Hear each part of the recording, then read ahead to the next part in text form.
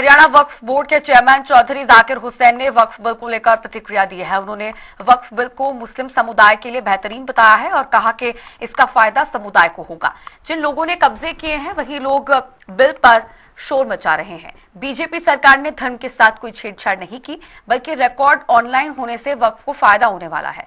तो वहीं कांग्रेस पर निशाना साधते हुए कहा कि कांग्रेस ने वक्फ की जमीनें लुटवाने और कब्जा करने का काम किया। गौरतलब है कि प्रदेश में वक्फ बोर्ड की 12,505 संपत्तियां हैं।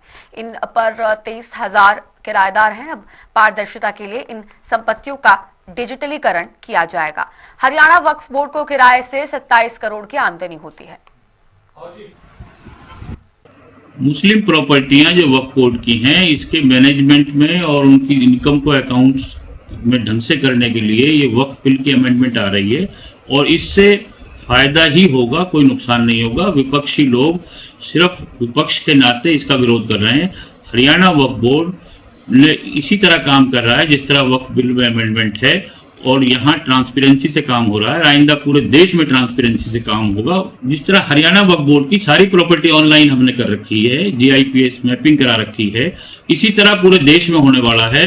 तो इससे फायदा होगा कि जो अनऑथराइज कब्जे प्रॉपर्टियां हैं वो लोगों के सामने आएंगी, उनकी इनकम होगी और उससे मुसलमानों को फायदा होगा। और आज जो विपक्षी लोग हैं, खासतौर पे हरियाणा में जो कांग्रेसी जो शोर मचा रहे हैं, इन्होंने तो वक्फी प्रॉपर्टियों के ऊपर भूमाफियाओं का कब्जा किया है। उसका उदाहरण है 2013 में अंसल के पास 2.5 एकड़ जमीन गुड़गांव के 23 सेक्टर में थी।